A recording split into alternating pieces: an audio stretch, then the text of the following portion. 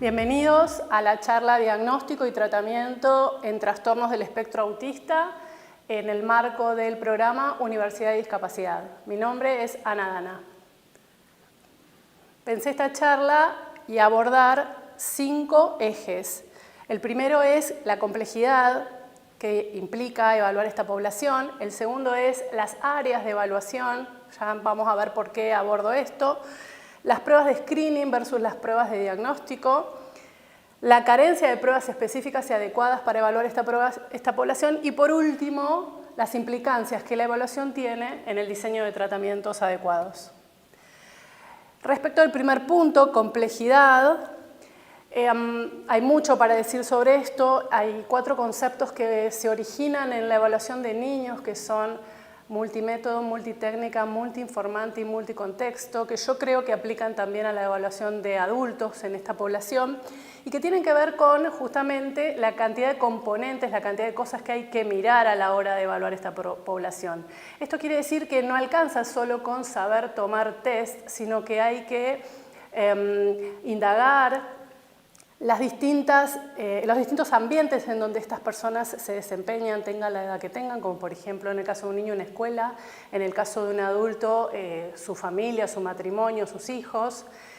También hay que, por supuesto, tomar test, pero utilizar otros tipos de instrumentos. Yo, por ejemplo, personalmente les hago hacer una tarea a los sujetos interesados, una tarea para el hogar, que muchas veces participan otros miembros de la familia, como por ejemplo la madre del interesado, la esposa. Y además,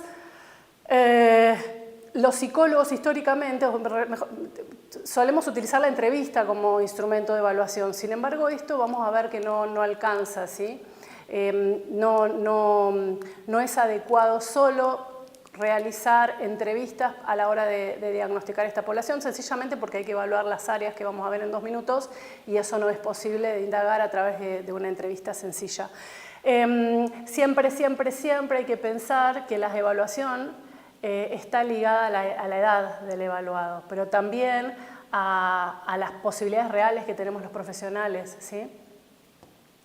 En cuanto a las áreas, cuando nosotros evaluamos niños es como, digamos, muy obvio, muy sencillo pensar qué es lo que tenemos que mirar. Las áreas de desarrollo de un niño, a grosso modo, son el lenguaje y el aprendizaje, la cognición, la inteligencia, y esto incluye atención, memoria, funciones ejecutivas, etcétera.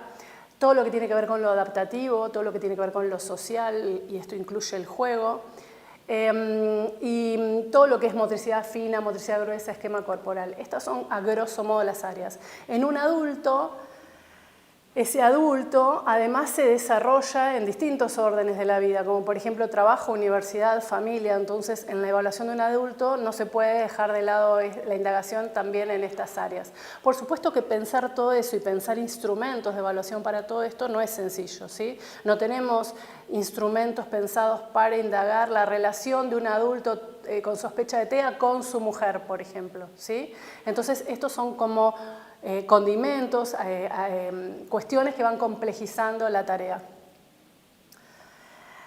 Este punto lo incluí, screening versus diagnóstico, porque es importante que la gente conozca, y digamos, los usuarios, los padres de los usuarios y por supuesto los profesionales deberían conocer que los instrumentos de evaluación se generan con un objetivo. Es muy común encontrar evaluaciones hechas por profesionales en donde hay una mezcolanza de instrumentos. ¿Qué quiero decir? Uno cuando mira cómo se realizó la evaluación con ese sujeto va a ver que incluyeron en la evaluación diagnóstica pruebas de rastrillaje o de screening, ¿sí? Las pruebas de screening tienen por objetivo indagar aspectos groseros de manera rápida. Por lo tanto, nunca puede utilizarse una prueba de screening para hacer un diagnóstico, porque el diagnóstico es algo profundo, no es rápido. Entonces, es muy importante la diferencia entre el objetivo de un instrumento y el objetivo de otro. Las pruebas de screening son pensadas para detectar eventuales casos en una variable. Por ejemplo, alguien que está en riesgo de presentar autismo. Por ejemplo, alguien que está en riesgo de presentar otra condición. En cambio, las pruebas diagnósticas son pruebas extensas, son pruebas que tienen otras propiedades psicométricas Y son pruebas que justamente fueron generadas para hacer diagnóstico del área que sea, ¿sí? De las áreas que mencioné anteriormente. Entonces no es correcto el mezclar. Las pruebas de screening suelen ser adecuadas de aplicar en un proceso de admisión. En cambio, en un proceso diagnóstico hay que aplicar pruebas diagnósticas como su nombre lo indica, ¿sí? Pero claro, esto que estamos diciendo se complica a la hora de entender que la Argentina no es un país que genere pruebas, no es un país que produzca test. ¿Y qué suele pasar en nuestro medio? Lo que suele pasar es que importamos instrumentos de afuera, sin muchas veces conocer muy bien los objetivos para los que esos instrumentos fueron creados. Cuando uno extrapola un instrumento, esos instrumentos tienen que tener una adaptación, como mínimo, lingüística, conceptual y métrica.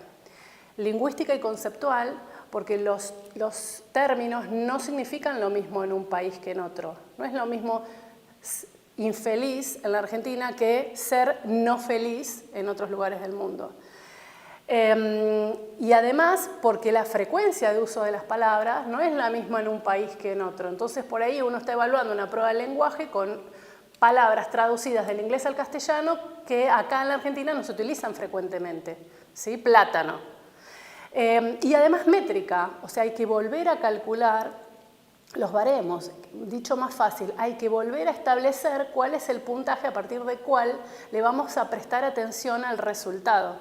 Entonces, lo que suele suceder es que extrapolamos pruebas y esas pruebas dejan de funcionar acá.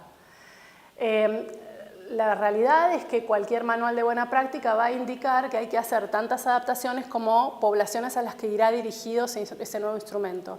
Si ese instrumento no está adaptado, deja de medir lo que pretende medir y solo mide la distancia cultural de mi sujeto, el que estoy evaluando, con la cultura de origen, vale decir, con la cultura para la que ese instrumento fue generado.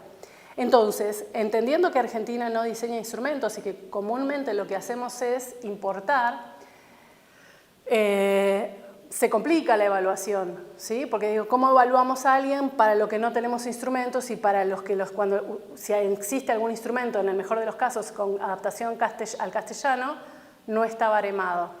Por eso, también las investigaciones demuestran que lo que hace a la diferencia en una evaluación es el grado de formación del evaluador, la capacidad o la cantidad de conocimiento y práctica clínica que tenga ese evaluador.